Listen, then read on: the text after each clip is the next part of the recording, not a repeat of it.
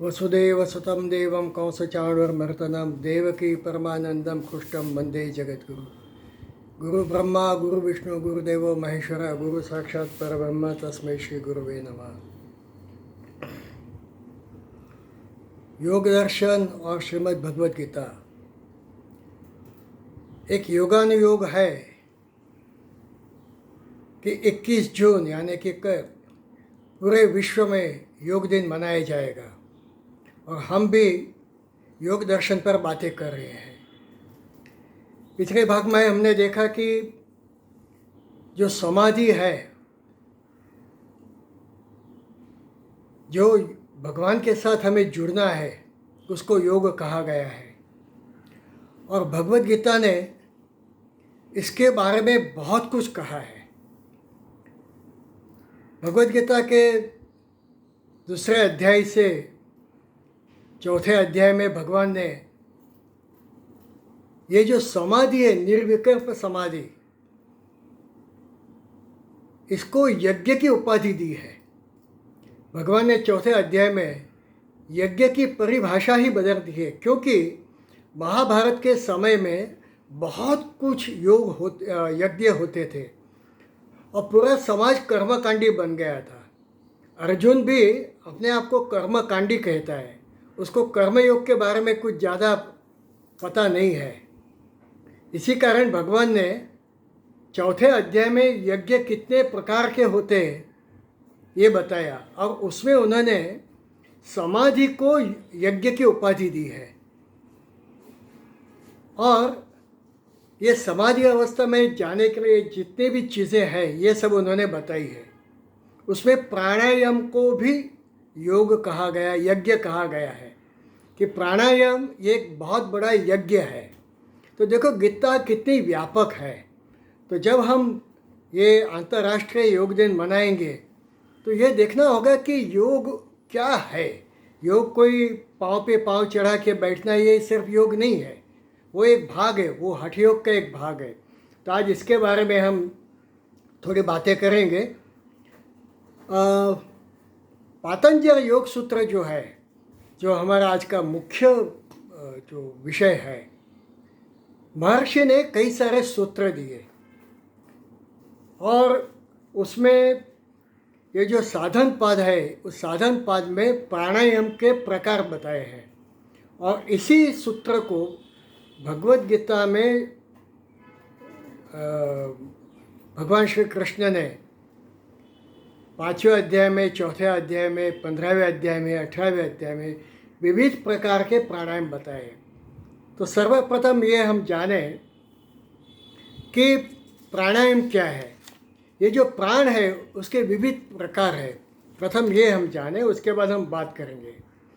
तो प्राणायाम में 5 मुख्य प्राण है और 5 उप प्राण है। जो 5 पंच प्राण है उसमें है प्राण, अपान, व्यान, समान, उदान। ये 5 मुख्य है। हम जब नैवेद्य बताते हैं भगवान को तो हम प्राणाय स्वाय, अपानाय स्वाय, व्यानाय स्वाय, उदानाय स्वाय, समानाय स्वाहा, ये ऐसे बातें करते हैं। प्राण क्या है? प्राण जो हम हवा छोड़ते हैं, श्वास छोड़ते हैं, उसको प्राण कहा गया है। थोड़ा मतभेद है। पातंजल योग सूत्र में जो श्वास अंदर जाता है उसको प्राण कहा गया है। हम इस विवाद में नहीं जाएंगे। गीता क्या कहती है उसको हम प्रमाण मानेंगे। तो प्राण है जो श्वास छोड़ते हैं, उसको प्राण कहते हैं। और उसका जो काम है अन्न को पचाना। प्राणायाम क्यों करना चाहिए? तो प्राणायाम, ये जो प्राण है उसे अन्न पचाना है, उसका काम है अन्न पचाना। दूसरा है अपान। अपान का हम जो श्वास अंदर खींचते हैं उसको अपान कहा गया है। उसका काम है, उसका जो स्थान है वो गुदा स्थान है, प्राण का स्थान है, हृदय स्थान है। और अपान में मलमूत्र को बाहर फेंकना। श्वासोच्छ्वास से हमारा पेट साफ होता है। ये मलमूत्र को बाहर फेंकना, गर्भ को बाहर फेंकना, ये भी अपान का काम है। इसी कारण जब गर्भवती स्त्री को प्रसूति आती है तो डॉक्टर उसको कहते हैं कि आप जोर से श्वास खींचो अंदर, उसके कारण वस्तु बाहर आ जाती है। दूसरा है समान, तीसरा है समान, उसका स्थान है नाभि, और पचे हुए अन्न को पूरे शरीर में उसका प्रसार करना ये उसका काम है। उदान है उसका कंठ स्थान है, और जो गाढ़ा भाग है और जो प्रभावी भाग है उसको डिवाइड करना ये उसका काम होता है। तीसरा है उदान, माफ़ कीजिए बीच में मैंने ये व्यान है। व्यान का अर्थ है शरीर को संकोचना और शरीर को बड़ा करना। तो अपान जब अंदर जाता है उसके बाद उसको रोक के कोई भी चीज़ पे जब जोर देना होता है तो हम श्वास बंद कर देते हैं। जैसे कोई वजन उठाना है या किसी वस्तु को धक्का मारना है तो उस समय व्यान काम में आता है। तो प्राण, अपान, व्यान, समान, उदान है, ये हमने देखे। उसमें से ये सब के सब भगवान के पास है। ये इसमें हमारा कोई, इस पर हम प्रभुत्व नहीं कर सकते, ये हम उसको कंट्रोल नहीं कर सकते। मैं आपको बताता हूँ इसका अर्थ क्या होता है। जो अष्टांग योग कहा गया है, मैंने जो पिछले भाग में कहा था कि यम, नियम, आसन, प्राणायाम, निधिध्यासन, धारणा, ध्यान, समाधि, उसमें से प्राणायाम छोड़ के सब हमारे वश में है। प्राणायाम हमारे वश में नहीं है, प्राण हमारे वश में नहीं है, तो भी हमें प्राणायाम करना है। कैसे करना है ये सूत्र के अनुसार मैं आपको बताऊंगा। इसका कारण ये है, बहुत ध्यान से सुनिए, कि प्राणायाम के कारण अंदर बहुत सारे जो स्नायु है, अवयव है, उसको नुकसान पहुंच सकता है। It can damage. यदि प्राणायाम ठीक तरीके से नहीं हुआ तो शरीर के अंदर के भाग को इतना नुकसान होता है, क्षति होती है कि बाद में उसके ट्रीटमेंट करना बहुत कठिन हो जाता है। और हृदय और फेफड़े ये प्राणायाम से प्रभावित होते हैं, और उसका जो कंट्रोल जो है वो मस्तिष्क में है, ब्रेन में है, और वहाँ से सब कंट्रोल होता है, मैसेजेस जाते हैं। इसके कारण जब हम प्राणायाम थोड़ा ज़्यादा करते हैं तो कई बार चक्कर आता है। उसका कारण है कि ये जो हमारा मस्तिष्क है उस पर उसकी असर हो गई। तो प्राणायाम बहुत ही उसका बहुत ध्यानपूर्वक प्राणायाम करने, ये फिर से महर्षि ने कहा है, भगवद गीता ने भी कहा है। इसी कारण प्राणायाम को ठीक तरीके से समझना चाहिए। तो हमने 5 प्राण देखे, प्राण, अपान, व्यान, समान, उदान, और 5 है वो उपप्राण है। जैसे नाग नाम का है, जो डकार आती है खाने के बाद, वो नाग के कारण है, वो भी एक प्रकार का प्राण है। उसके बाद है कूर्म। कूर्म का अर्थ है नेत्र जो बंद करते हैं ना, ये शक्ति उसके कारण है, ये कूर्म का है। कुकर का अर्थ है छींकना। उसके बाद देवदत्त का है जमाई देना। जब हम थक जाते हैं या कोई बोर हो जाते हैं तो जमाई आती है। धनंजय नाम का एक उपप्राण है, उसके कारण शरीर के अंदर धनंजय नाम का जो है वो शरीर के अंदर वो वायु भर जाता है, और मृत्यु के बाद शरीर जो बड़ा हो जाता है उसका कारण ये धनंजय है। देवदत्त का अर्थ है जमाई, और धनंजय का अर्थ है शरीर बड़ा हो जाना। कई बार ऐसे होता है पुरुषों के बारे में कि मृत्यु के बाद भी दाढ़ी बढ़ जाती है, इसका कारण ये देवदत्त है। तो इस प्रकार से जो 10 प्राण बताए, 5 मुख्य प्राण और 5 उप प्राण, ये प्रथम जानने के बाद अब हम देखेंगे कि महर्षि पतंजलि ने उनके योग सूत्र में क्या सूत्र दिए। तस्मै सति श्वास प्रश्वास यो गति विच्छेद प्राणायाम। देखो ये व्याख्या उन्होंने दी है, जैसे केमिस्ट्री में व्याख्या होती है, गणित में व्याख्या होती है, वैसे ये व्याख्या दी है। तस्मिन् सति, उसके बाद, श्वास प्रश्वास यो गति विच्छेद प्राणायाम। तस्मिन् सति का अर्थ है उसके बाद, यानी जब हम अच्छी पोजीशन में आ जाते हैं, ध्यानस्थ हो जाते हैं, आसनस्थ हो जाते हैं, हम कभी भी प्राणायाम नहीं कर सकते। जैसे दौड़ते दौड़ते प्राणायाम नहीं हो सकता, सोते कोई भी एक भी ऐसे करवट बदलने के प्राणायाम नहीं होता है, करना भी नहीं चाहिए।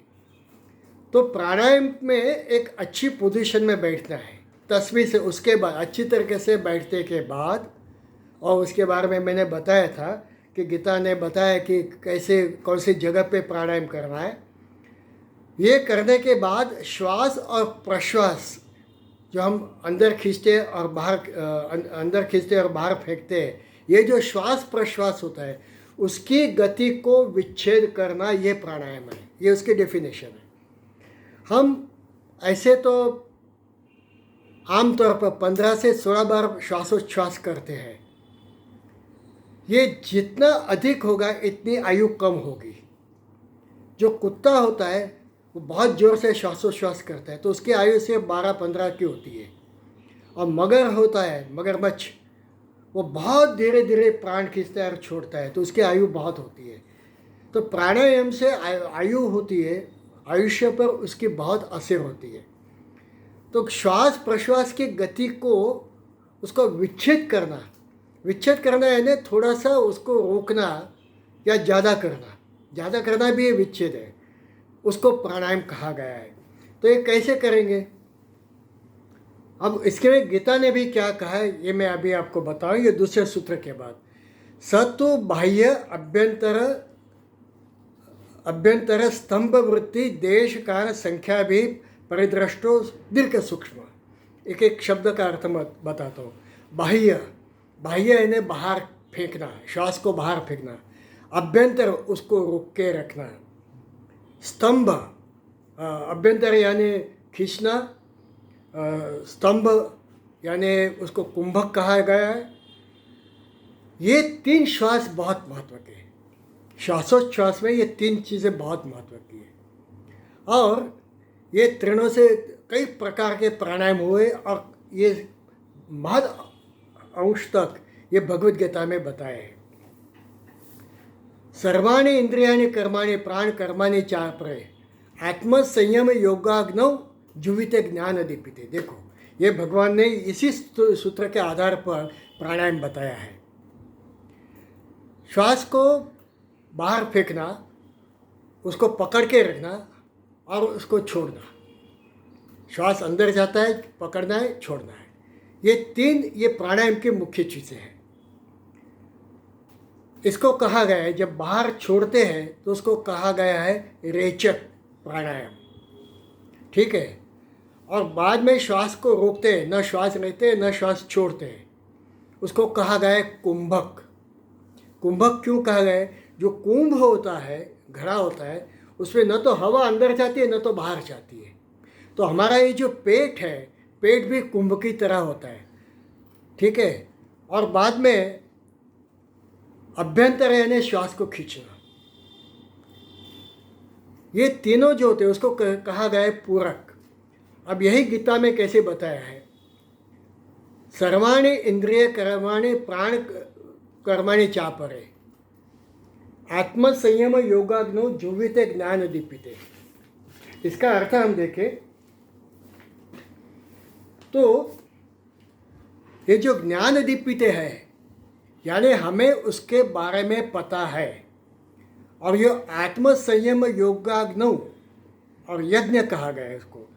आत्मसंयम जब हम निर्विकल्प समाधि में जाते हैं तो उस समय चापरे अपरे यानी दूसरे, सर्वाणि इंद्रियन कर्माणि यानी कुछ ऐसे करते हैं कि संपूर्ण इंद्रियों को और उनके कर्मों को ये निर्विकल्प समाधि के समय रोक देते हैं।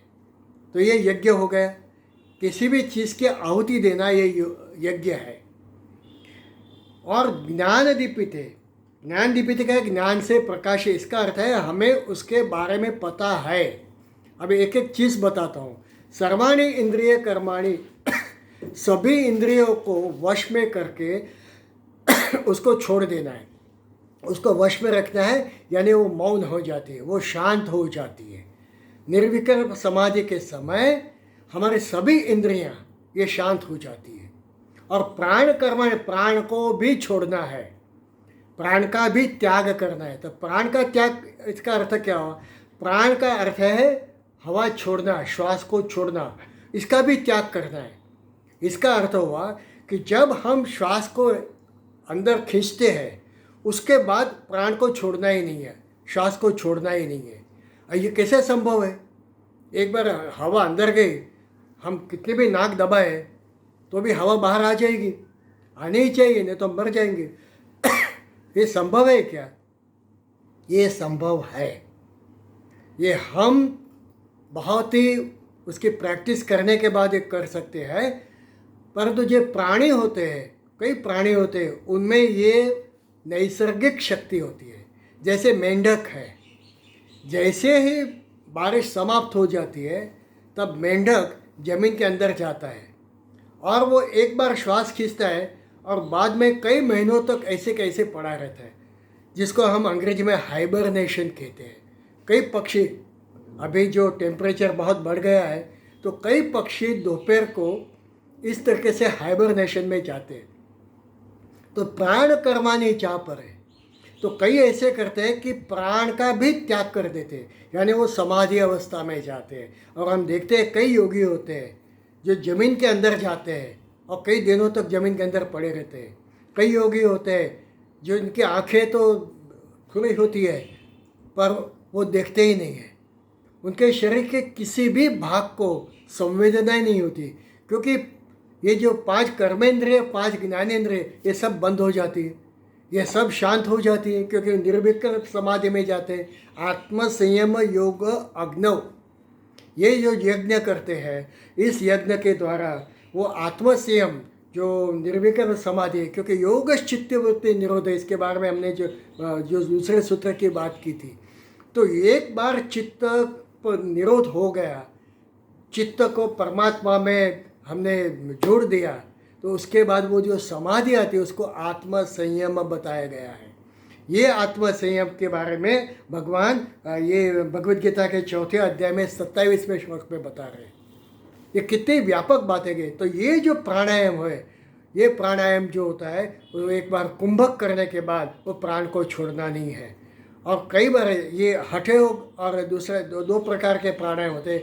हठ योग में क्या होता है, ये जो मैंने बताया हाइबरनेशन, और दूसरा जो योग है प्राणायाम, उसमें ऐसे करते हैं कि एक बार श्वास अंदर जाने के बाद ऐसे चित्त भगवान में ज्वाइन करने के बाद, उसको चिपकाने के बाद कर्मेंद्रिय शांत हो जाती है, तो प्राणायाम होगा ही नहीं। तो ये जो बहुत अच्छी चीज़ जो प्राणायाम की यहाँ पे भगवद गीता ने बताई है, प्राण कर्माणि चा परे आत्म संयम योगाग्नो जुहिते ज्ञान दीपिते। एक ज्ञान दीपिते क्यों कहा गया है? इसका कारण ये है कि बाह्य दृष्टि से देखें तो समाधि अवस्था और निद्रा अवस्था दोनों एक ही है। निद्रा अवस्था में जैसे हमें कुछ भी पता नहीं, वैसे समाधि अवस्था में हमें कोई भी चीज़ के पता नहीं चलता है। ये दोनों एक से ऐसी होती है। परंतु निद्रा में ऐसे होता है कि हमें हमारा श्वासोश्वास तो होता ही रहता है, ज्ञान दीपिते में नहीं होता है। ज्ञान दीपिते में श्वासोश्वास बंद हो जाता है। और इतना ही नहीं, ये जो हमारे निद्रा अवस्था में थे उसमें हमें किसी भी चीज़ का भान नहीं रहता। हमें मच्छर काटेंगे तो भी नहीं चलता है, कोई चोर आके चोरी करके जाएगा तो भी पता नहीं चलता, कुछ आवाज़ होगी तो भी हमें सुनाई नहीं देती, क्योंकि बुद्धि जो होती है विद्या अविद्या में चली जाती है। तो हमें कुछ याद नहीं रहता कि हम रात को कहाँ थे। पर ज्ञान दीपिते में ये 2-3 बार ये भगवद गीता में इसका उपयोग हुआ है, ये शब्द का प्रयोग हुआ है। ज्ञान दीपिते में जब हम समाधि अवस्था में जाते हैं तो हम उस आनंद का उपभोग कर सकते हैं। हमें पता है कि हम भगवान के साथ जुड़ गए। ये जो आनंद होता है वो ज्ञान दीपिते, वो प्रकाशमान है। हमें उस समय प्रकाश हो जाता है, कोई साक्षात्कार होता नहीं है, पर हमें उसका हम ज्ञातव्य है कि मैं भगवान के साथ जुड़ गया। ये जो समाधि अवस्था है, ये प्राणायाम के बारे में भगवान ने यहाँ पे बताया। उसके बाद और भगवान ने बताया अपाने जीवति प्राणम प्राणापाने तथा परे प्राणापान गति रुद्वा प्राणायाम परायणा। जो अभी यहाँ पे बताया बाह्य अभ्यंतर और स्तंभ, ये सभी चीज़ों को यहाँ पे भगवान ने बताया। अपाने जीवति प्राणम, अपाने एक बार हवा अंदर गई कि छोड़ना नहीं है। अपाने जो अपान में प्राण का त्याग करना है। अपाने जुहवति प्राणम। तो प्राणायाम के परायण जो प्राणायाम में परायण है, जो एक्सपर्ट है, अपाने जुहवति प्राणम प्राणापाने तथा परे प्राणायाम गतिरुद्ध्वा प्राणायाम परायण। जो प्राणायाम पर जो परायण है, जो एक्सपर्ट है, वो क्या करते हैं कि प्राण की अपान में प्राण का त्याग कर दिया, यानी प्राण छोड़ते, हवा छोड़ते ही नहीं है। एक बार अंदर गया, इसका क्या हुआ, जब खींचते हैं तो उसको कहते हैं पूरक, और बाद में प्राणायाम करते हैं, यानी प्राण अपान गति रुद्धवा, प्राण और अपान की गति को रोक देते हैं। इसका अर्थ हुआ कुंभक प्राणायाम। ठीक है, तो चंद्र नाड़ी से आप हवा को अंदर जाने दो, बाद में उसको रोक दो,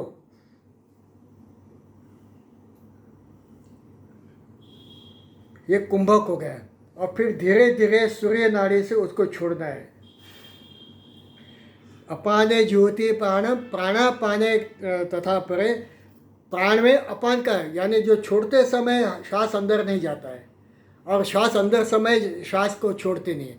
तो ये जो प्राणायाम होता है, तो उसमें होता है जो अंदर खींचते हैं तो उसको कहते हैं पूरक, फिर उसको बंद करते हैं उसको कहते हैं कुंभक, और बाद में उसको छोड़ते हैं उसको कहते हैं रेचक। ये बहुत महत्व का प्राणायाम है, मुख्य प्राणायाम ये है। तो इसके प्रमाण बताए गए हैं।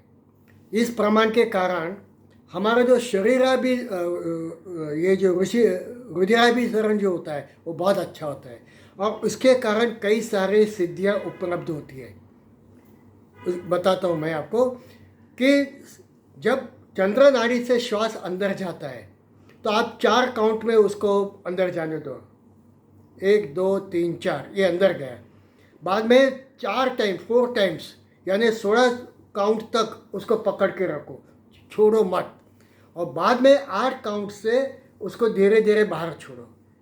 उसके बाद फिर से 16 काउंट तक न तो श्वास अंदर जाने दो न तो श्वास रखो। ठीक है, उसको कहते हैं बाह्य कुंभक, ये अंतर कुंभक हो गया।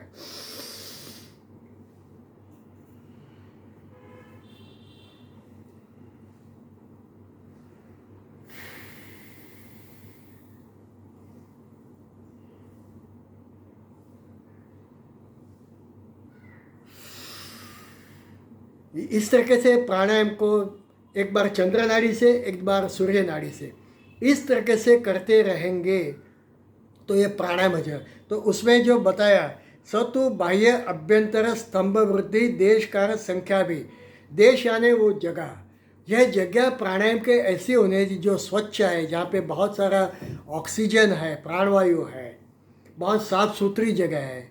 और जो काल है यानी ये जो काउंट करने हैं, ये काउंट करने से शुद्ध प्राणायाम होता है। शरीर के अंदर प्राण जो जाते हैं, हवा जाती है, जो ऑक्सीजन जाता है, ये रोकने के कारण क्या होता है कि शरीर की सब इंद्रियां थोड़े समय तक बंद हो जाती है, और ये बंद होने के कारण कार्बन डाइऑक्साइड उत्पन्न नहीं होता है।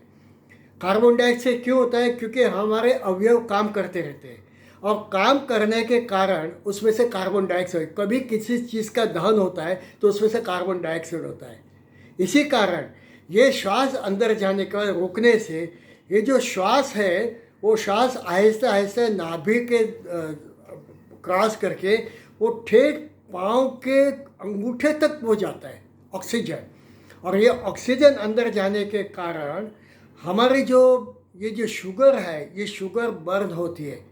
जो डायबिटिक पेशेंट्स होते हैं उसको ये प्राणायाम करना चाहिए। इतना ही नहीं, हमारी जो चर्बी होती है, ये चर्बी भी वो ये करता है। तो जिसका वज़न बहुत है वो यह प्राणायाम करने से उसका उसकी जो ये जो फैट है वो दिन प्रतिदिन कम होती जाएगी। दूसरी एक बात बहुत महत्व की है कि जब श्वास अंदर जाता है तो हृदय और फेफड़े ये दोनों में फ्रेश ऑक्सीजन जाता है। इससे क्या होता है, रक्त जो होता है, हमारा खून होता है, वो एकदम अच्छा बन जाता है, वो साफ बन जाता है। अच्छा, दूसरी बात ये होती है कि दोनों अंदर जाने के कारण दोनों उसकी साइज़ बढ़ जाती है, और ये दोनों के नीचे एक पटल होता है, ये पटर जब फूकने के कारण वो नीचे जाता है, नीचे जाने के कारण पेट के अंदर अनेक स्नायु है, अनेक अवयव है, जैसे स्वादुपिंड है, पेनक्रियास है, जठर है, लिवर है।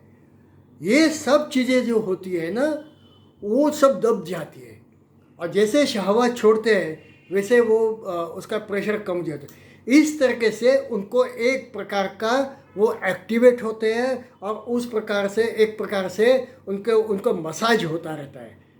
ये बहुत महत्व की चीज़ है। तो हमारे सभी जो ये पेट और पेट के अंदर और उस आजू बाजू में जो स्नायु होते हैं, वो स्नायु को इतना एक्सरसाइज होती है, वो सब एक्टिवेट हो जाता है। तो पेनक्रियास जितना ज़्यादा काम करेगी, इतना वो इंसुलिन तैयार करेगी, और उससे हमारी शुगर कम होती है।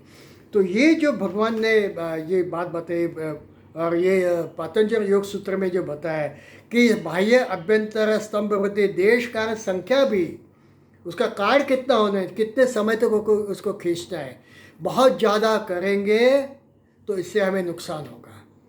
तो इसी कारण ये जो बताया है, जो प्रमाण बताया है और संख्या जो बताए, उसको बहुत ध्यान में रखते हुए परिदृष्टो दीर्घ सूक्ष्म। ये परिदृष्ट का होता है कि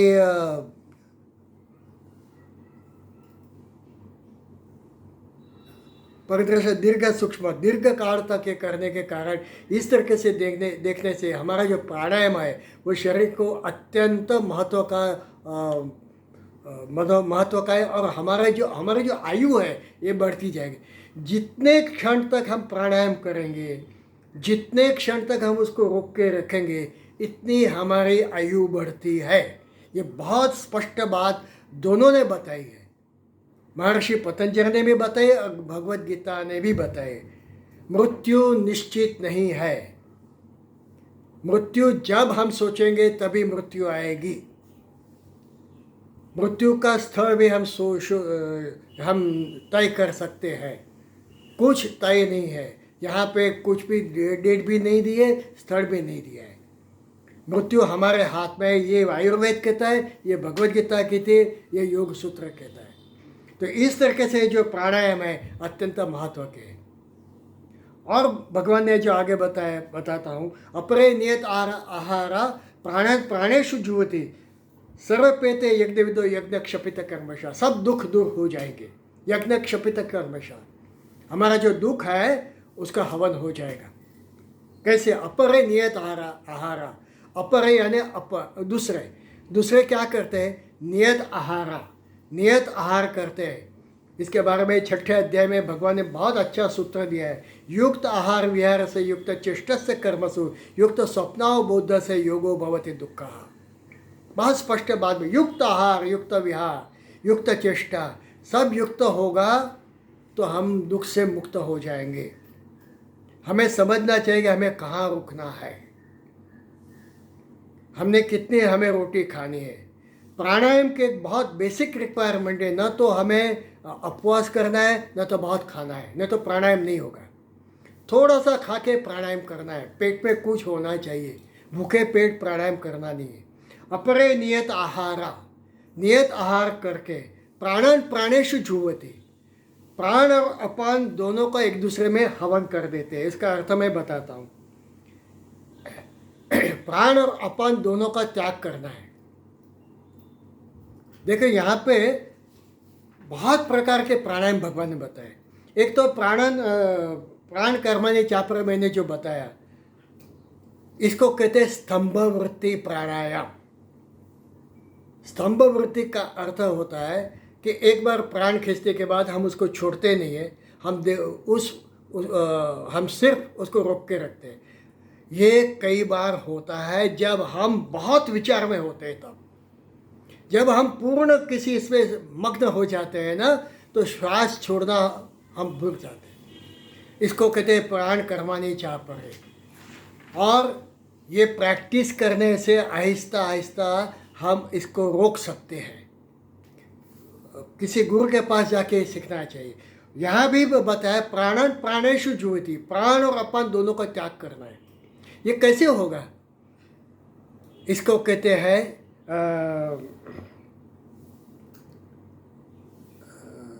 इसको स्तंभ वृत्ति प्राणायाम कहते हैं। दोनों को स्तंभ वृत्ति कहते हैं। और ये कई बार हम देखते हैं कि छोटे बच्चे जब टीवी देखते हैं, कोई कार्टून सीरीज देखते हैं, तो उनके श्वास प्रश्वास दोनों बंद हो जाते हैं। और समाधि अवस्था में भी प्राण और अपान ये दोनों बंद हो जाते हैं। ये यहाँ पे भगवान प्राणान प्राणेषु जुह्वति। तो कितने प्रकार के प्राणायाम बताए। और एक प्राणायाम भगवान ने बताया जो 5वें अध्याय में भगवान ने कहा है, मैं अभी आपको बताता हूँ।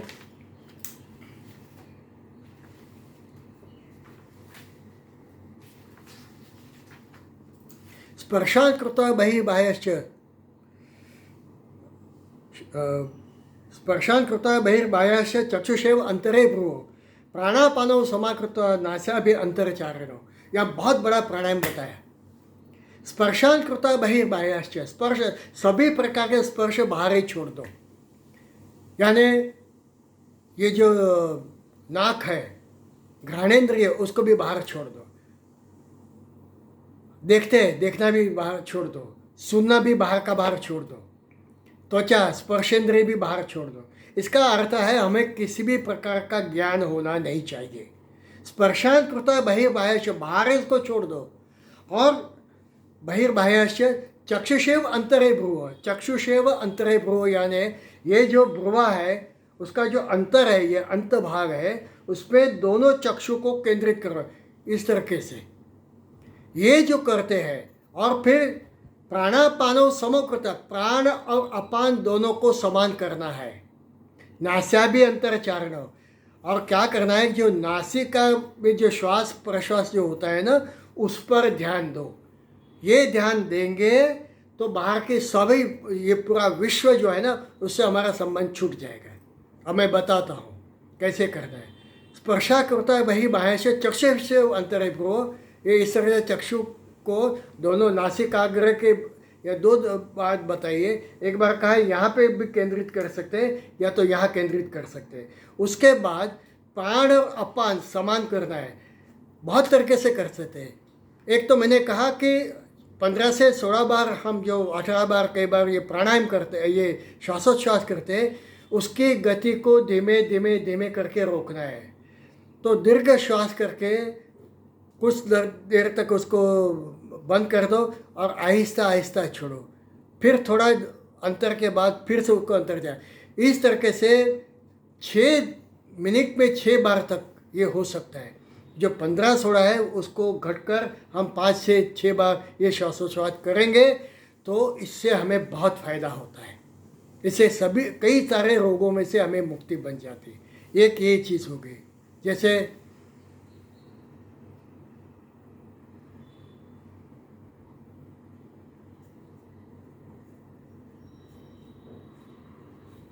तो जितना अंदर श्वास जाएगा जोर से, तो हमारे हृदय और फेफड़े ये दोनों को बहुत अच्छा ऑक्सीजन मिलने के कारण वो बहुत अच्छी तरीके से वो काम करेंगे।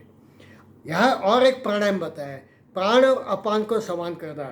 यानी जो बाबा रामदेव कहते हैं, बहुत प्रसिद्ध ये प्राणायाम है।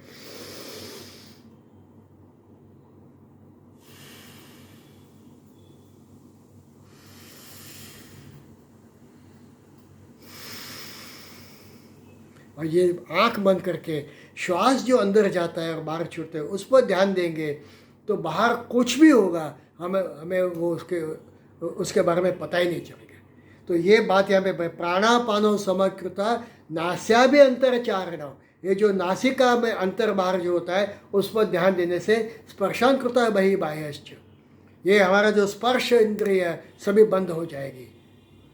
न चक्षु देखेगा, न कान सुनेंगे, न नाक में से किसी अच्छी सुवास आएगी, न घ्राणेन्द्रिय रहेंगी, न श्वसनेन्द्रिय रहेगी, न रसनेन्द्रिय रहेगी, ये सब बंद हो जाएगी।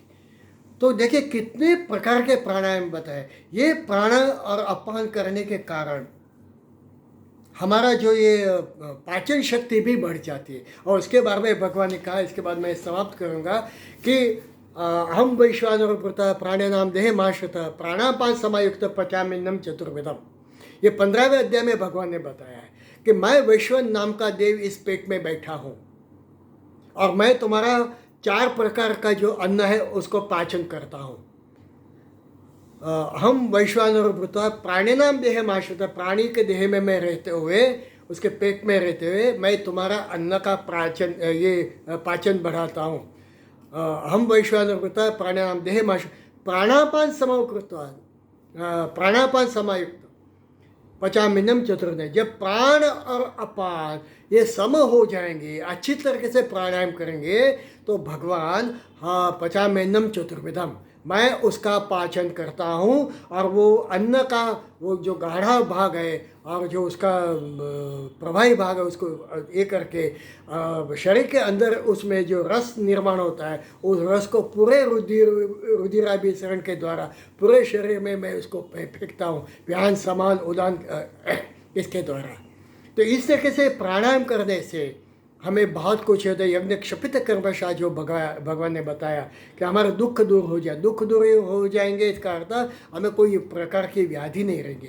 तो भगवत गीता में बहुत सारे प्राणायाम बताए, और भी प्राणायाम योग सूत्र में, इसकी चर्चा हम बाद में करेंगे। यहाँ समाप्त करते, और आप सबको अंतर्राष्ट्रीय योग दिन के दिन मैं आपको शुभेच्छा देता हूँ, और यहाँ हम समाप्त करेंगे। ओम पूर्णमद पूर्णमिदं पूर्णात् पूर्णमुदच्यते पूर्णस्य पूर्णमादाय पूर्णमेवावशिष्यते। ओम शांति शांति शांति। हरि ओम। श्री गुरुभ्यो नमः। हरि ओम।